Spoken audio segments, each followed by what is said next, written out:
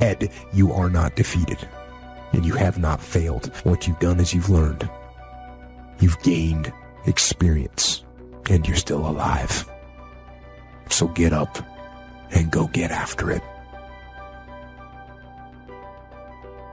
I tried that and it didn't work, and I tried that and it didn't work, and I tried that and it didn't work, and I tried that and it didn't work. Because you think that trying something for a little while ought to bring you a big return. But life does not work like Apple. Life does not click and it appears. Some stuff takes time. Greatness takes time. It takes time. You got to be prepared to get 1,000 no's to get one yes. The thing you need to win is resilience. You can't just keep trying different stuff, because you can never say something didn't work when you didn't half try. Be resilient. Stick it out. Winter, spring, summer, fall. Resilient.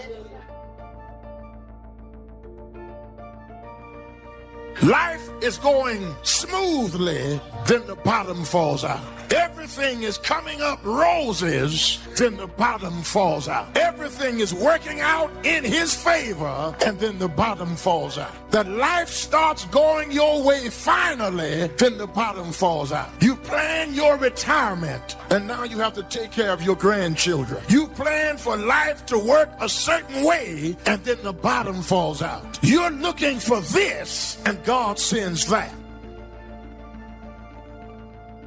You have to be awfully immature to think that every day is going to be a good day. Some days are better than other days. And some days, if it ain't one thing, it's another. What would you do if you knew you could fail, but understood that that failure could be a real blessing in your life? Now, that's a good question, because I think we don't reach our possibilities, not because the door isn't open, but because we stop before we get to the door.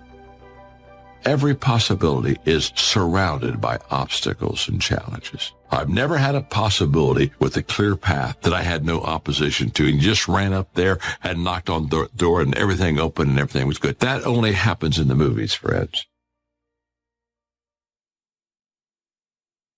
Resilience. Resilience, the ability to return to the original form after being bent or being compressed. That's the dictionary's definition of resilience. The ability to readily recover from illness or depression. Resilience, being able to withstand setbacks, financial crisis, loss of loved ones, loss of enterprise, and loss of health. How would you ever handle it if you lost everything you had today? What would it take for you to pull yourself up and start all over again? How resilient are you? Could you learn from all your disappointments and start all over again? What would it take? It would take a lot of positive self-talk to muster up the energy to begin again. It would take a lot of concentration to block out the noise and the clutter and the negative voices of others around you. It would also take what? A lot of self-reliance. Your future success has everything to do with you. What's happened has happened. You would need to get on with your life and begin again. It would take a lot of faith and trust in God to move ahead. It would take a lot of self-appreciation, knowing that you have the skills and the talent and the strength to do it one more time. Resilience, the ability to bounce back from adversity, no matter how large or how small. Possibilities are always surrounded by challenges. You got to get through the challenges to get to the possibilities, but it's worth it. It's kind of like a Tootsie Roll. You got to get through the hard stuff so you can get to the good soft stuff. That's the way it is with life. That's the way it is with possibilities.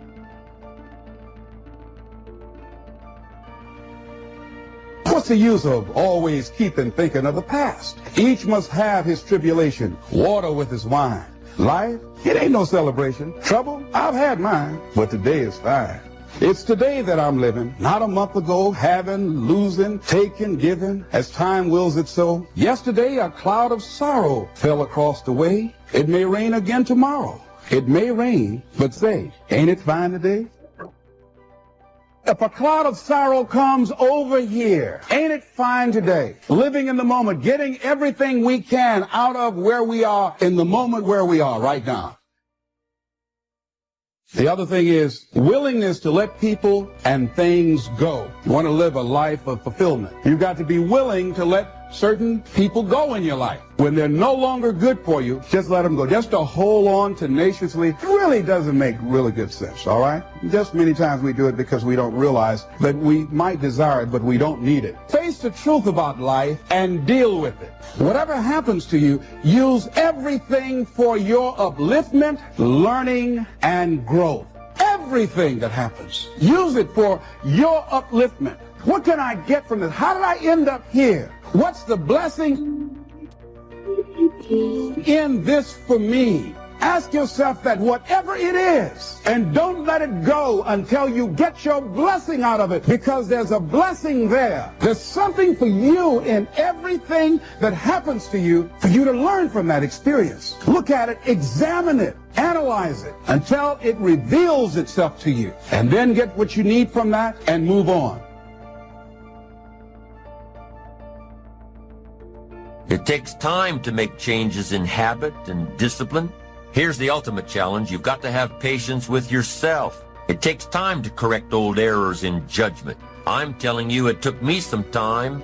I used to blame the government and blame taxes and blame the company. It took time to give that up and only blame myself. So have patience with yourself, number one. Number two is to keep doing it. Be persistent. As long as you are patient and persistent, it's hard to elude success. As long as you maintain patience and persistence, there's only one person, just one person, that will draw the line between success and failure. And that person is you.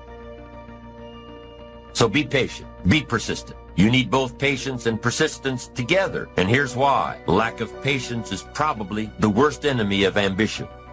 Impatience wants to give up. Impatience calls discouragement failure. But your ambition won't let you give up so easily, not if you're persistent. What others may call failure, ambition calls a learning opportunity. Ambition knows that the longer the achievement is in coming, the more valued it is.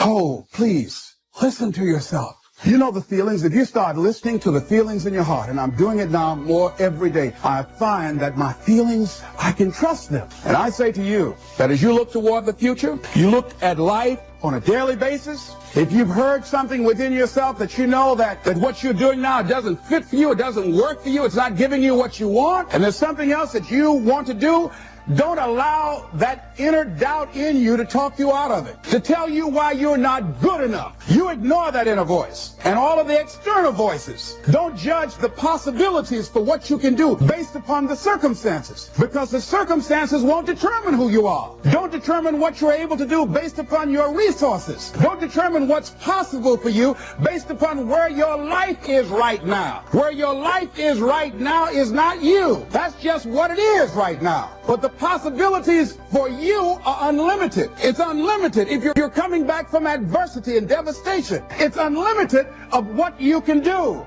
That's the capacity of human beings. It doesn't matter how many mistakes you've made. It doesn't matter how many flops you've had. It doesn't matter how much money you've lost. What you learn from life. Not losses, but investments of what's possible for you. And I say to you that once you start listening to yourself, and as you begin to act on your dream, you will start seeing things opening up for you. You'll start attracting people. You start brainstorming. Ideas will come out of nowhere as you focus on it. The key to it is to begin to focus, because as you focus on that which you want to do, that which we focus on, that which we give our energy to, it will begin to multiply. It will begin to expand. It will begin to develop your consciousness. And out of that comes your greatness. Out of that comes a commitment. Out of that comes a passion for life. Out of that comes a special power that you have in you. See, the powers that we have will never reveal themselves if we don't challenge them. Put yourself in a position where you can't retreat, where it's do or die, sink or swim. Here's what you'll find out. You'll develop incredible swimming skills. You'll find yourself stroking unlike you've ever seen before. Through the inspiration of desperation, you'll become more creative than ever before. All you can do is all you can do. And all you can do is enough. Make sure you do all you can do.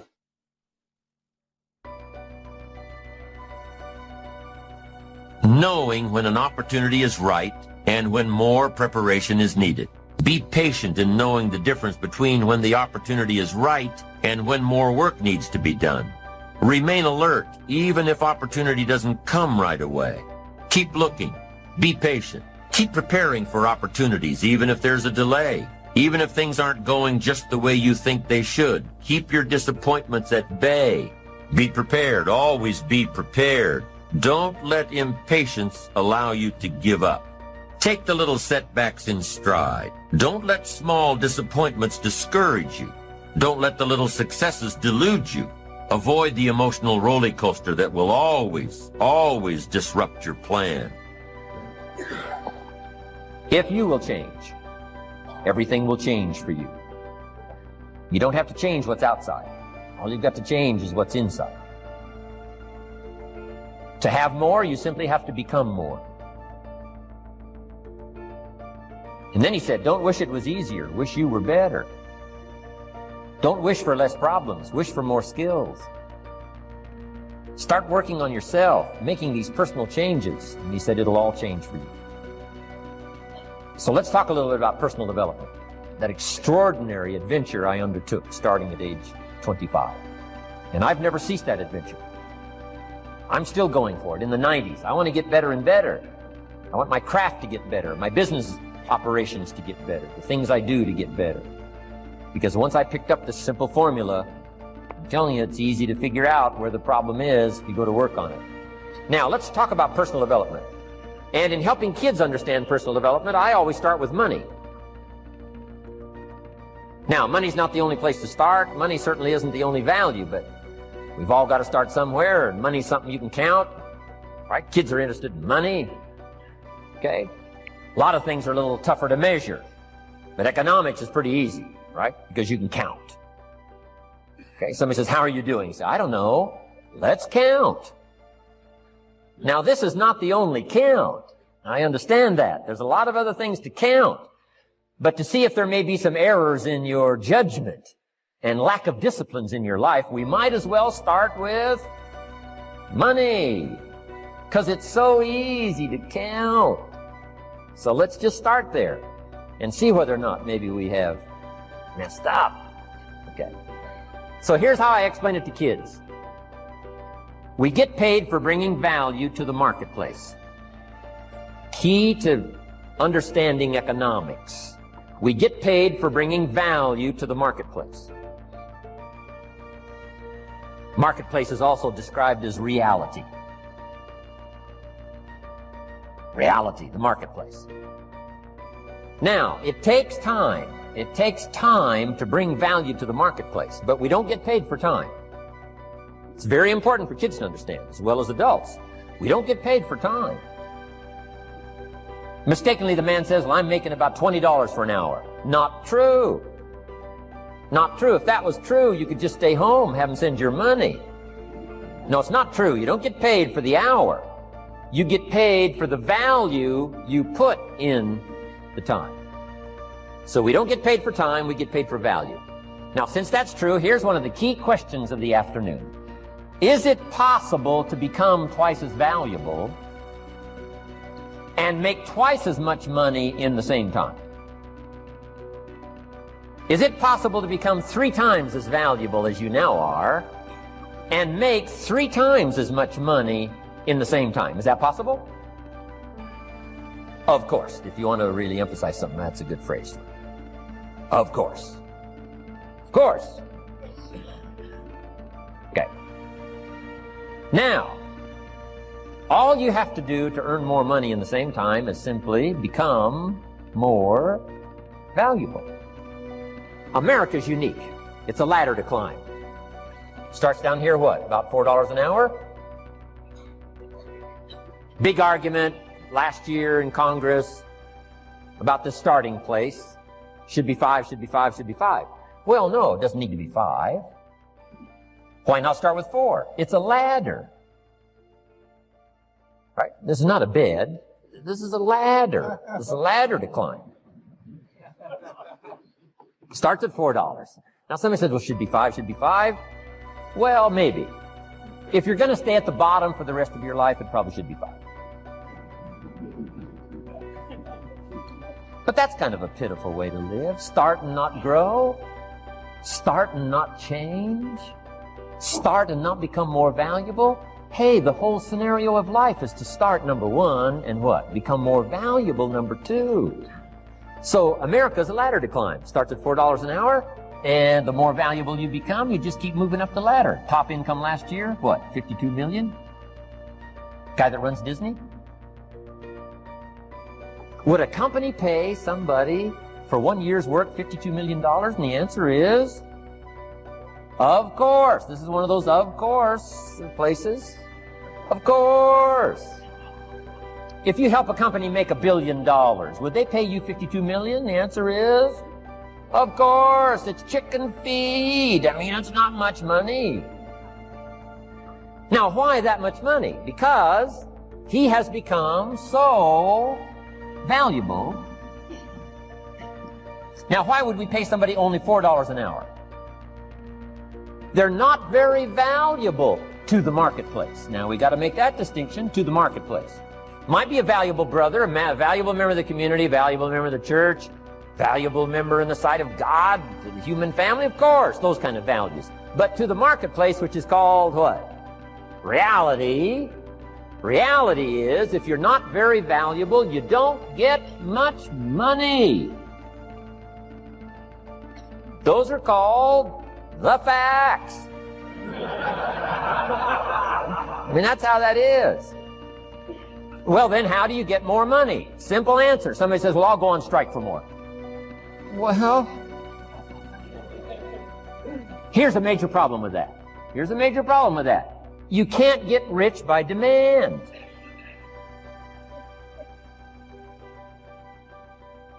Somebody says, well, I'm waiting for a raise. I'm telling you, it's easier to climb than to wait for a raise. Why not just become more valuable rather than wait? I'm telling you, that's the key to all good things. Becoming more valuable. Why would we pay somebody $400 an hour? They've become more valuable to the marketplace. See how this works? I'm telling you, this stuff is so easy. This is America. This is a ladder. How far is it from 4 to 5? I'm telling you, it's not far. $4 to $5 an hour? If you work for McDonald's, haul out the trash, they'll pay you $5 an hour. If you whistle while you haul out the trash, they'll pay you $5 an hour. I'm telling you. You'll get an extra $1 just for a good attitude. Yay, McDonald's. Wear the hat. It's incredible. It's $5. And then you just keep becoming more valuable, more valuable, more valuable. I got a telephone call 5 years ago. Company said, we're ready to expand internationally. We need some help. I was sort of semi-retired. Right? Looking for the next exotic beach. They said, no, Mr. Rohn, we got a project for you. Right? Going to expand internationally. We could use your help. Next little while, we'll add some millions to your fortune, make it worth your while. I said, okay. I thought later, isn't that interesting that they called me? My second thought was, of course they'd call me. Who else would they call? I mean, you know, I could get the job done. Now, how come I got a telephone call worth millions? I had become valuable. Now, I'm a farm boy from Idaho. I was raised in obscurity. 1 year of college, and I thought I was thoroughly educated. Made all kinds of mistakes galore. At age 25, the creditors are calling me saying, hey, you told us the check was in the mail. I got pennies in my pocket. I got nothing in the bank. I'm behind on my promises. How come I get a telephone call 5 years ago and it's worth millions? I changed. I turned my life around. Is it possible to become worth millions? Speaking economically, now there's a lot of values to become, but let's just talk economics. Is it possible to become that valuable? And the answer is, of course. Of course. Now let me give you the secret. Shoaff said, here's the secret, Mr. Rohn. Learn to work harder on yourself than you do on your job. Once I got that, it turned my life around. Learn to work harder on yourself than you do on your job.